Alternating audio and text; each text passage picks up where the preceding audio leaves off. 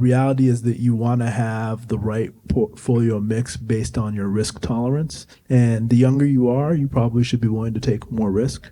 The thing that I think often I hear from people is like, I want to be able to invest around my values. So I want to be able to invest more on the continent. I want to be able to invest based on sustainability.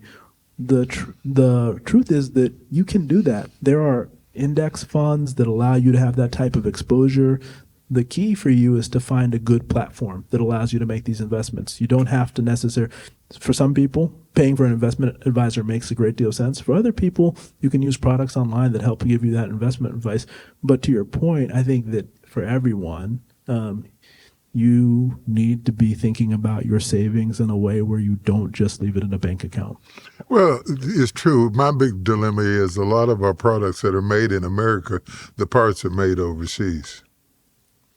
True. So you come in, it's got a big sticker on the back, made in America, but all of the insides were made overseas, and so my point is our economy is so global and so interconnected and so braided together that it's becoming harder and harder to cherry pick where you want to put the investments. And I think that's why you want to think about a diversified portfolio to diversify both your risk but also your opportunity.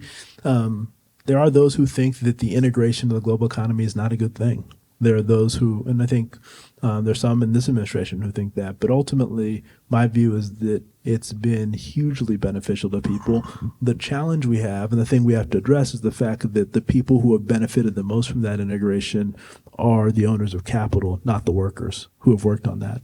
But if we need to figure out ways to make sure that the people who are working on those supply chains, the people who are building those products, are paid a fair wage. That is the truth. And I think until we address that fundamental challenge, we're going to end up in a place where we feel like our politics is whipsawing back and forth in ways that don't make sense to us and don't make us stronger. I said the other one was final question, but I'm a preacher, so I get to close 3 times. The banks, how safe are they? Our banking. I know what you're supposed to say. I know what you're supposed to say. Yeah. I think the thing that people don't do enough is explore where they put their money.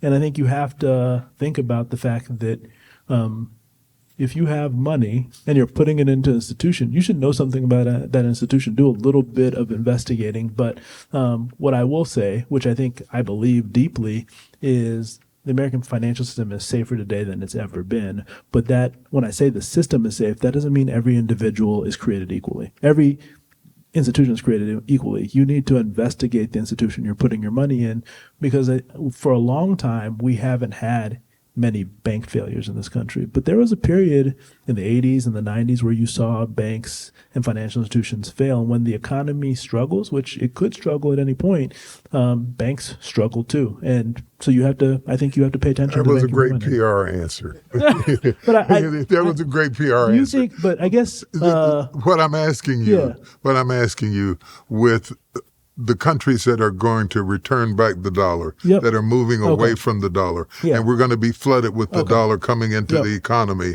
and the value of the dollar is going to decrease. How much should we be worried about the longevity of strong banks?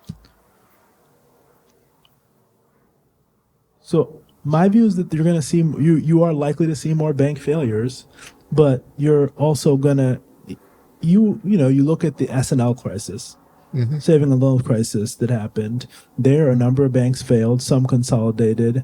I think you've got to worry about, in a moment of weakness, what does happen to financial institutions. But I think the biggest risk to our financial system, which I thought we were going to get a chance to talk about during this conversation, is crypto. Mm-hmm. And you think about what's happening in terms of digital payments. That to me is technology is the risk to banks today, more so than what's happening with tariffs and things of that nature. And you're seeing many of these banks trying to figure out, how do we get into this game so this game doesn't take over the game we've been playing for the last. I just read an article the other day that 98% of our banking institutions are either thinking about, studying, or engaged in some sort of cryptocurrency, cyber currency, that it's epidemic. It's the pandemic that we cannot see. Yeah, and I'd worry about the other 2%, honestly, because I think if you're not thinking about it, if you're not worried about it, if you're not engaged in it, that means that you're probably going to be left out of what I think is a huge transition in the way that banking is happening in this country. It's a question. It's a matter of when, not if. That's going to be a larger part of the economy. So when I think about the risks to banking, I'm probably more focused on digital payments, on crypto, than I am right now on the sweetback of money coming back in the country. Yeah. So when you're vetting the banks, we should be vetting them by their technology, and their cryptocurrency should be a major part of how we vet the likelihood of where we put our money. I would start with cybersecurity. Cybersecurity. Because the truth is that people who rob banks today, they don't show up at the teller on a horse. They don't do that anymore. They do it through code, and many of these banks are not investing in simple cyber hygiene that you do in your house. So I think you've got to start with cybersecurity, and then you've got to figure out, and that speaks to the technology, because ultimately if you have a good technology stack, you're thinking about how you can better serve your customers in a lot of different ways. Yeah, thank you for leading me into that question, because it was something that I did mean to cover with you. And I do think it's going to become more and more. I'm saying in the next 5 years. Would you put that time frame on it, or 30 years? No, I think I'd say sooner rather than later. And I think it's, there's all kinds of things. There's crypto, there's stable coins, there's blockchain, all of which are in the same family of how do we break down the traditional payments system. And the reason this matters is both in terms of thinking about your wealth, but also when you think about sending money to the diaspora. Mm-hmm.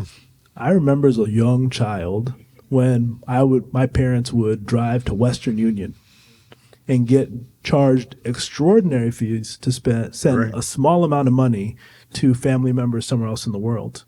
In some ways, the changes in payments has reduced the cost of doing that significantly, and this next evolution of crypto and stablecoins is likely to even lower that even more. I'm closing now. Do you worry about the privacy as we integrate this new system? Everything you buy, Uncle Sam is watching you. Everything you do, everywhere you go, every time you turn on your air conditioner, we are so integrated into AI that we have lost all privacy. Do you worry about that at all?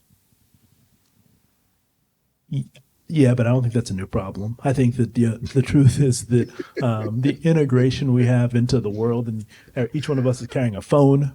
Each one of us is like, I'm wearing a smartwatch, and all of these. Yeah, but it didn't tie into how we spend our money. I spend a lot of money on my phone. Yeah, Bishop. Yeah, I just tap that phone. And you're younger than me. That's true. That's true. I still got a wallet in my back. Yeah, but I think you're right that it's becoming more ubiquitous over time. Mm-hmm. And the more ubiquitous it is, the truth is that I'm less worried about the government. I'm more worried about these companies and the fact that they're using my data to do all kinds of things. They're selling my data to other people. I don't know who those people are. I'd made an agreement with you to buy my phone. I didn't make an agreement with that company in a third country that has my data. I think one of the things we don't pay enough attention to as Americans, as people in general, is our data. Our data is valuable. Our data is being sold on a regular basis. It is probably, data in some ways is the 21st century's oil. And it is being owned and gobbled up by very few companies in this country, and then being used to train these AI systems that is also going to make them money off of you. So I think we don't think enough about our data and how it's being aggregated and used, and that does cause me concern. Since artificial intelligence is learning from human intelligence, is it not true that the biases and prejudices of humanity is integrating into the AI system? That is my fear. And I think the thing that I'll admit to, which is something I'm trying to change, is that I don't feel like I'm smart enough on AI. Mm-hmm. I don't know enough. And I want to learn more, and I'm doing everything I can to learn more. But the thing that I am afraid of is exactly what you stated, which is that ultimately the systems are being created by humans. So they're going to have the same challenges that humans have, both in terms of biases, but also the thing I also worry about is control. The people who control these systems that have a great deal of power don't necessarily look like me, come from where I came from, or care about the things I care about. And we don't really have a system for regulating or thinking about these things, and they're happening very fast. Ladies and gentlemen, Adewale Adeyemo, can you give him a big round of applause?